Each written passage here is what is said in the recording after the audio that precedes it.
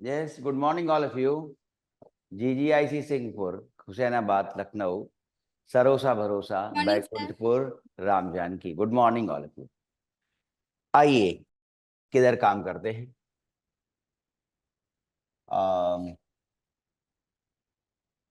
AP arithmetic progression की objective exercise, objective problems ला रहे हैं और कोशिश की जाए कि 10 हो जाएं ऑब्जेक्टिव। ठीक है, क्वेश्चंस।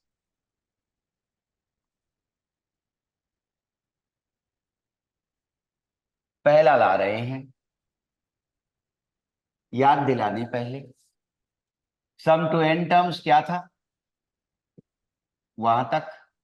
nth टर्म जब लिखी गई थी तो कहा गया था a plus n minus one d, but this was from the beginning. ये कहां से थी? शुरुआत से। ठीक है, nth term from the beginning, but from the end it was. End से क्या थी? a की जगह लास्ट टर्म था और प्लस की जगह माइनस, क्योंकि d हम अब उधर से ला रहे हैं ना, तो कितना आ गया? Minus what? n minus one d. ठीक है, ये किसमें से था? nth term from the end. And then sum to n terms, याद दिला रहे हैं। n/2 bracket 2a plus n minus one d. ठीक है, clear.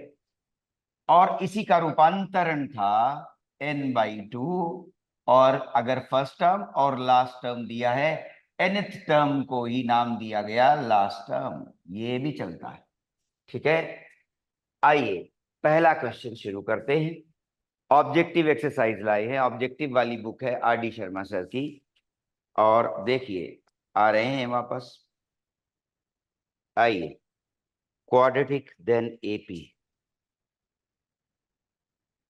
Multiple choice questions, MCQ, multiple choice questions. ठीक है, तो ऑब्जेक्टिव क्वेश्चंस की जगह एक्सरसाइज लिख लेते हैं तो ज्यादा अच्छा है, क्योंकि आगे लिख रहे हैं ना MCQ। ठीक है, एक्सरसाइज। चलिए पहला सवाल देते हैं। The sum of first 16 terms. ठीक है, sum of first 16 terms is desired and the series given is 10 6 2। ठीक है, सीरीज कैसी है?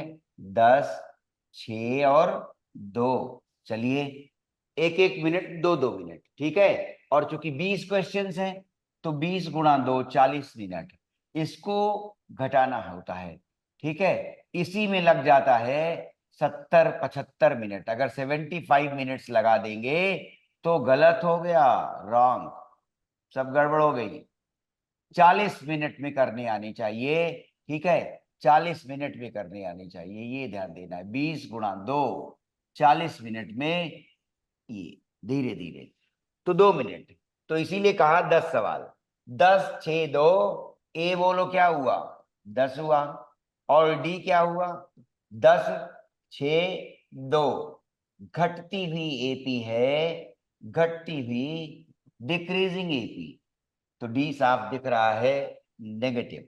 10 minus 4 6, 6 minus 4 2। So D is -4। So S16 will be, S16 क्या होगा? देखते जाओ ध्यान से। ठीक है, S16 हुआ n/2। और अभी लास्ट टर्म तो पता नहीं है तो इससे लगाएंगे नहीं फॉर्मूला, यही लगा लेंगे। 16/2 पहले एक बार लिख जरूर दीजिए। ठीक है, 2a 2 गुणा 10 पूरा फीड कर दीजिए, प्रॉपरली फीड कर दीजिए। पहला स्टेप प्रॉपर फीडिंग, पहला step proper correct exact feeding of the knowns unknowns. ठीक है, जो भी पता है या नहीं पता है। ठीक है, 2 into 10, then n minus 1, what is n? 16, 16 minus 1 into d, d that we have -4। ठीक है, आंसर क्या आता है? ये 8 हुआ, काट पीट कम किया करें। 10 गुणा 2 20, 16 माइनस 1 15 गुणा -4, ऑलराइट 8 आ गया। और उसके बाद 15 गुणा 4 -60, ठीक है। तो 20 गुणा -60, ठीक है। अब ऑप्शंस भी देखेंगे, क्या ऑप्शंस दे रखे हैं। 8, 20 में से 60 निकल रहे हैं, छोटे से बड़ा निकल रहा है, नेगेटिव उत्तर मिलेगा -40, और आंसर आया -320। Let us see the options given here. -320 ए वाला पहला ही मिल गया, बी में 320, सी में -352 और डी में -400, ठीक है। तो सवाल का उत्तर देख लिया जाए कि कौन सा पार्ट है। 16वां सवाल था, ठीक है, एमसीक्यू का, और उत्तर आया ए, करेक्ट है पहला ऑप्शन -320, ठीक है। आंसर आ गया। तो अब 1 हो गया, अब रफ्तार बढ़ेगी। फिर से ध्यान दें फॉर्मूला, nth टर्म के लिए a plus n minus 1d, ठीक है। ये फिर से l minus N minus 1d, ठीक है। और फिर से sum to n terms n/2 2a plus n minus 1d n/2 a plus l, ठीक है। आइए दूसरा सवाल ले रहे हैं, ठीक है। सवालों के बीच में जो बातचीत लाएंगे उसे भी ध्यान से सुनिएगा, ठीक है, वो बहुत इंपॉर्टेंट होती है, ठीक है। आइए दूसरा, which term of the given AP is 210। AP given is 40, कितना दिया है 21 42 एपी रनिंग एज 21 42 21 42, then 63 84 63 84, ठीक है। क्लियर, आगे चल रहे हैं। Which term of this AP is 210? Which term is, कौन सा पद, which term is 210, ठीक है। 210 कौन सा टर्म होगा, ठीक है।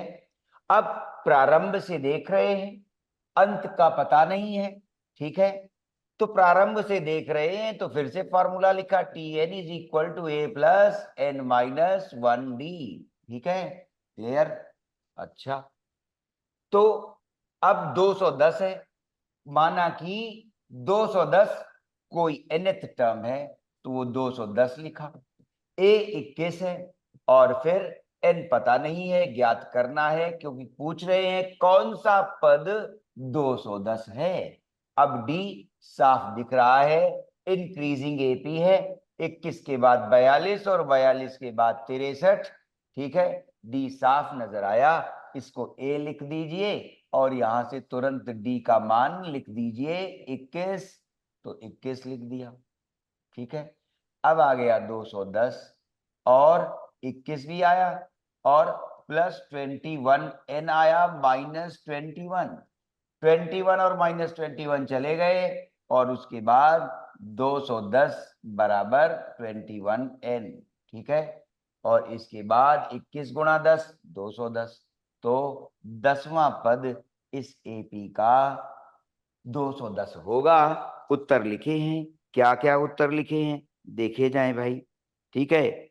9वां 10वां 11वां 12वां, ठीक है। ऑप्शंस गिवन थे 9th 10th 11th 12th, ठीक है। ये ऑप्शंस थे, हमारा उत्तर निकला 10, तो पार्ट बी सही निकला है, ठीक है। पार्ट बी सही निकला। उत्तर चेक भी कर लेते हैं। 18 के बाद 19, 19वें सवाल का उत्तर मैं दे रहा हूं, 19 का बी ही है, 10th टर्म आंसर आया, ठीक है, यही। क्लियर, दूसरा सवाल हो गया, ध्यान से देख लें, लिखते भी चल सकते हैं। अब तीसरा सवाल दे रहे हैं, तीसरे सवाल पर आइए, ठीक है। अच्छा, अब तीसरा सवाल देखते हैं, थोड़ा बढ़िया सवाल ला रहे हैं। √7 √28 √63, the next term of the AP, इसका नेक्स्ट टर्म √7 एक, √28 तो √28 एंड √63, ठीक है। ये इसका अगला पद नेक्स्ट टर्म चाहिए, नेक्स्ट टर्म चाहिए। जरा सोचिए 1 मिनट। √7, √28, √63, अगला टर्म कौन बोलेगा? देख कौन सबसे पहले बोलेगा answer. The next term is, बोलो जल्दी। किसी को आया?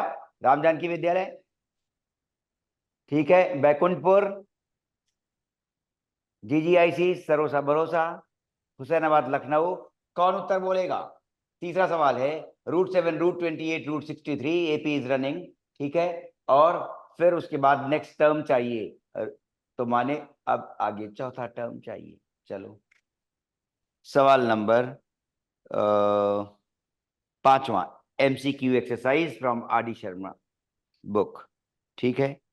अगला टर्म क्या होगा? और ये बोर्ड पूछ चुका है 2014 में। कौन सा पद होगा? देखिए कौन ढूंढ पा रहा है, बोलो। देर न लगाओ, आ जाना चाहिए था। ऐसे में देखो क्या करते हो, √7 एकदम बढ़िया, 7 तो प्राइम है, इसको सिंप्लीफाई और करो थोड़ा, अंदाज लगेगा। √28, 4 सते 28, तो 4 सते 28 माने 2√7, 2√7 आ गया, ठीक है। और 63, 9 सते 63, तो 3√7 बन गया, ये कर लेना चाहिए था। तो 1√7, 2√7 और 3√7, अगला टर्म तो सर √98 अगला क्या आएगा? अगला आ जाएगा √98 4√7, ठीक है। तो 4√7 क्या बनाएगा? अभी उत्तर देख रहे हैं, अंदर 4 जब जाएगा तो 16 बन जाएगा, 16 गुणा 7, 112 आ जाएगा। तो अगला रूट, ये बहुत इंपॉर्टेंट सवाल है, बोर्ड पूछ चुका है, ध्यान दें, वेरी इंपॉर्टेंट। और कैसे हल हुआ है ये भी देखें। ठीक, पहले हमने ये रूट सिंपल कर लिए, जब सिंपल कर लिए तो तुरंत दिखाई दे गया, एक √7, फिर दूसरा √7, फिर तीसरा √7, तो फिर चौथा √7, ठीक है। 4√7 क्या बना?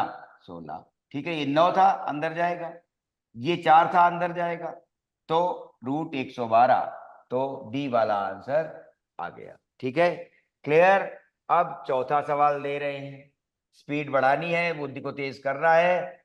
अगर अभी कल 11वीं वालों को सिखा रहे थे क्या, कि अगर वो बताई हुई चीज, कल वो लोग ये बात याद नहीं कर पा रहे थे, पहले बता चुके थे, काफी ज्यादा सिखा चुके थे, लेकिन इसका डेरिवेशन वो नहीं ला पा रहे थे, sin 18 डिग्री वैल्यू। चौथा सवाल वो कह रहे हैं R इन AP, तो x का मान बताइए, ऐसा काफी पूछा जाता है। 1/x+2, ठीक है, 1/x+2, फिर कॉमा 1/x+3, और उसके बाद 1/x+5। ये किसमें है? समांतर श्रेणी AP में लिखे गए हैं, ठीक है। समांतर श्रेणी AP में लिखे गए हैं, ठीक है। अब पूछ रहे हैं तो x का मान बताइए, अगर ये AP में है तो x का मान बताइए। तो सिखा चुके हैं क्या, कि अगर ABC 3 टर्म्स AP में होते हैं, A, B, C, अगर 3 टर्म्स AP में है, then we can write easily C-B, ठीक है, A सेम एज B-A, या पहले B-A लिख लो, ज्यादा सुविधाजनक दिखेगा। C-B है ना, B-A is equal to C-B। और कुछ विद्यार्थी डायरेक्ट ऐसा भी कर लेते हैं कि B इधर आया तो 2B हो गया, और A उधर गया तो A+C हो गया। तो अगर 3 क्वांटिटीज AP में है, तो twice of the middle one, that we call arithmetic mean, twice of the middle one is sum of the extremes, is sum of the extremes. छोर पर जो अंक संख्याएं हैं, छोर पर आई हुई संख्याओं का योग किसके बराबर? मध्य में आई हुई संख्या का 2 गुना, मध्य में आई हुई संख्या का 2 गुना किनारे पर आई हुई संख्याओं के योग के बराबर होता है। तो अब इसमें x का मान निकालो फिर, तो 2 गुना किसका? मध्य पद का 2 गुना, so twice of this 1/x+3 must be equal to sum of the extremes, छोर पर जो पद आए हैं उनका जोड़, छोर पर जो पद आए हैं उनका जोड़, तो 1/x+2 प्लस 1/x+5। ठीक है, अब इसे सॉल्व करना है, x का मान निकलेगा, आगे पन्ने पर चल रहे हैं। 2/x+3, x का मान चाहिए, इज इक्वल टू कितना, फिर देख लीजिए एक बार, याद आ जाए। 1/x+2 plus 1/x+5, 1/x+2 and 1/x+5, तो अब क्वाड्रेटिक इक्वेशन भी बन सकती है और उससे उत्तर आएगा। चलिए सॉल्व करते हैं। 2/x+3, ठीक है, और अब x+5 क्रॉस मल्टीप्लाई। उस दिन आप जल्दी में गड़बड़ा गए थे, आपने सोचा कि हमने कैसा एलसीएम ले लिया है, a/b c/d, आप सोच रहे थे हमने ये कैसा वाला एलसीएम ले लिया। ठीक है, तो x+5 और उसके बाद, ठीक है, ये कितना, x+2, 2 हो गए। अब उसके बाद ये मल्टीप्लाई हो गए, x+2 और फिर से x+5। तो ऑब्जेक्टिव क्वेश्चन है, देखो समय ले गया, भरपूर बन गया। ठीक है, so twice upon x+3 is x+x, 2x, 5+2 7 आया, और फिर से x इंटू एक्स अभी बना रखते हैं, बाद में मल्टीप्लाई करेंगे, जब क्रॉस मल्टीप्लाई करेंगे तब मल्टीप्लाई करेंगे। ठीक है, 2 इधर ले आए और वो हो गया x+2, x+5, क्रॉस मल्टीप्लाई कर रहे हैं, x+3 आया और उसके बाद 2x+7 आया। क्लियर? अब आइए, twice x into x, x², तो 2x² लिखे जाए, और एक 2x आया, एक 5x आया, 7x आया, और 2 और मल्टीप्लाई हो गया तो 14x आ गया। 5 गुणा 2 10 हुआ, और 10 गुणा 2 20 हो गया। लेफ्ट हैंड साइड तैयार हो गई। 2x इंटू एक्स, 2x² हो गया, 2x और 3 आ रहे हैं, 6x हो गए, और 7x और आ रहे हैं तो 13x हो गए। ठीक है, और 7 गुणा 3 21 बच गए। ठीक है, देखो क्वाड्रेटिक इक्वेशन बननी थी ऐसा लग रहा था, ठीक है ना, और सरल सी बन गई, लीनियर में चली गई, 2x² 2x² चले गए। ठीक है, 14x+20 is equal to 13x, और डायरेक्ट आ रहा है, बड़ी मदद की एग्जामिनर ने। ठीक है, सरल सा सवाल बनाया, 14x - 13x, x हो गया, और 21 - 20 1 हो गया। ठीक है, तो अगर ये संख्याएं या पद एपी में थे, 1/x+2, 1/x+3, 1/x+5, तो उन्होंने कहा x का मान बताइए। ठीक है, find the value of x। तो हम लोग आसानी से ये देख चुके हैं कि अगर 3 पद एपी में लिखे जाते हैं तो हम मानते हैं कि मध्य वाले पद का 2 गुना क्या होता है, जो छोर पर आए हैं उनके योग के बराबर होता है। मध्य वाला पद उसका 2 गुना छोर पर आए हुए पदों के योग के बराबर होता है। Twice of the middle term is sum of the extremes. ठीक है, ये आया, हमने यही चीज यहां सवाल में लगाई है, मध्य पद का 2 गुना और छोर पर आए हुए पदों का योग, और आगे बढ़ते गए तो आसान सी इक्वेशन बनी थी। ठीक है, और x का मान 1 आ गया। 4 सवाल हो गए। ठीक है, फिर अगली कक्षा में कल हम लोग ये काम करेंगे। 4 सवाल हुए ऑब्जेक्टिव, ध्यान रखिएगा। ठीक है, एपी का ऑब्जेक्टिव उठाया गया था, उसको ध्यान रखिए। सर, ठीक है, थैंक यू सर।